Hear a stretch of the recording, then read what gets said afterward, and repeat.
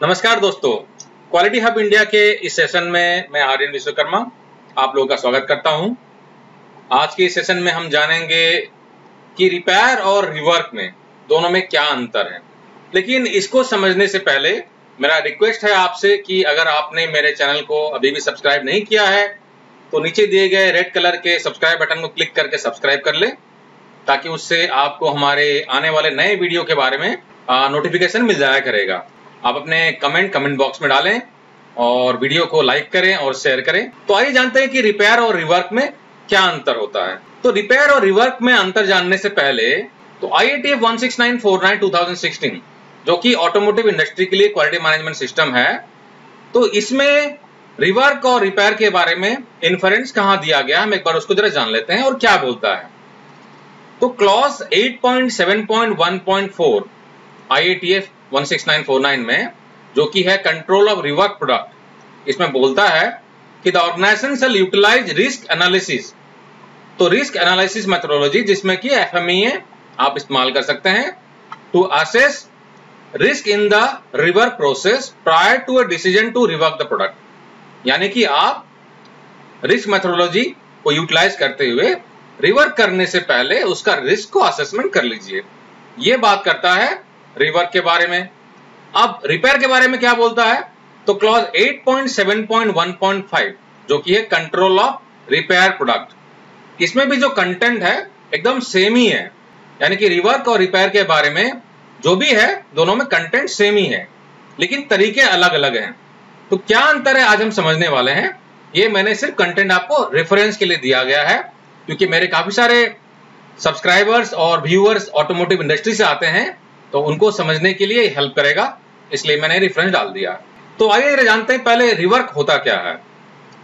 Action on a non conforming product और service to make it conform to the requirement. यानी कि rework में हम जो भी एक्शन ले रहे हैं, एक्शन लेने के बाद में नॉन कंफर्मिंग प्रोडक्ट में जो हमारा डिफेक्ट है उस पर एक्शन लेने के बाद में पार्ट जो है वो स्पेसिफिकेशन को कंफर्म करता है, रिक्वायरमेंट को पूरा करता है। नोट में क्या दिया गया है, रिवर्क कैन अफेक्ट और change parts of the non conforming product और सर्विस।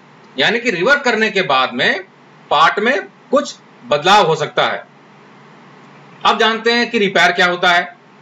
रिपेयर क्या है, action on a non conforming product और service to make it acceptable for the intended use. दोस्तों यहां पर दो चीजें समझने वाली बात है।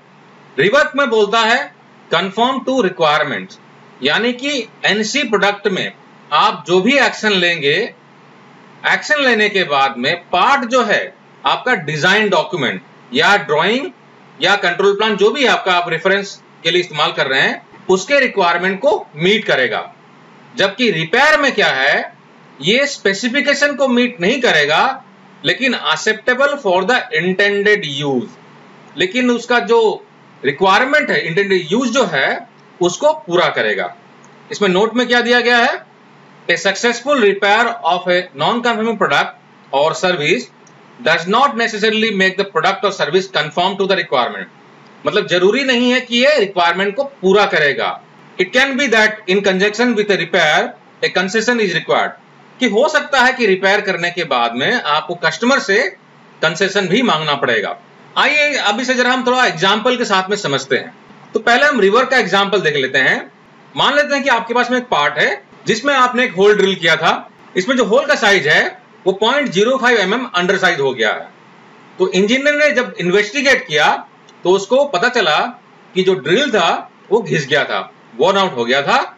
तो उसने ड्रिल को चेंज किया और उसको दोबारा ड्रिलिंग कर दिया। अब दोबारा ड्रिलिंग करने के बाद में पार्ट जो है वो स्पेसिफिकेशन को मीट कर रहा है, तो ये रिवर्क हो गया। अब रिपेयर का एग्जांपल देख लेते हैं। इसमें भी सेम एग्जांपल है, यानी कि एक पार्ट था जिसमें कि एक होल ड्रिल किया गया था और होल जो है 0.05 mm अंडर साइज था। अब इंजीनियर ने यहां पर एक दूसरा रास्ता अपनाया। उसने क्या किया, ड्रिल के होल को जो अंडर साइज हो गया था उसको मटेरियल से भर दिया। मटेरियल से भरने के बाद में उसमें रीड्रिल कर दिया। अब ये जो है पार्ट इंटेंडेड यूज को यानी कि रिक्वायरमेंट को पूरा कर रहा है, काम चल जाएगा। लेकिन अगर स्पेसिफिकेशन को देखें तो ड्राइंग में कहीं पर मटेरियल भरने का नहीं दिखाया गया है, ठीक है ना, इसमें स्ट्रेस भी क्रिएट हो सकता है। तो ये जो है इंटेंडेड यूज को पूरा कर रहा है लेकिन स्पेसिफिकेशन को मीट नहीं कर रहा है, तो ये हो गया रिपेयर। आपको कुछ और जनरल एग्जांपल देना चाहूंगा मैं रिवर्क और रिपेयर को समझने के लिए। शीट मेटल इंडस्ट्री में जनरली जो स्टैंपिंग ऑपरेशन होता है, ब्लैंकिंग होता है, ब्लैंकिंग में बर आते हैं, ट्रिम बर, होल बर, तो उसको जो डीबरिंग किया जाता है, तो डीबरिंग जो है वो रिवर्क है, क्योंकि जो बर है वो डिजाइन डॉक्यूमेंट, ड्राइंग का रिक्वायरमेंट नहीं है। तो डीबरिंग करने के बाद में ये स्पेसिफिकेशन को मीट कर रहा है ना, तो ये हो गया रिवर्क। रिपेयर का एक एग्जांपल देता हूं, जनरल एग्जांपल।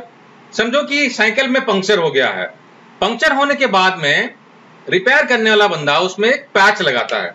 तो पैच लगाने के बाद में इंटेंडेड यूज यानी कि काम तो चल जाता है, हवा भरी रहती है, हवा निकलता नहीं है, लेकिन अगर उसका ड्राइंग देखें तो ड्राइंग में कहीं पर पैच नहीं दिया हुआ है। तो इंटेंडेड यूज को सफाइज कर रहा है लेकिन स्पेसिफिकेशन को मीट नहीं कर रहा है, तो ये हो जाएगा रिपेयर।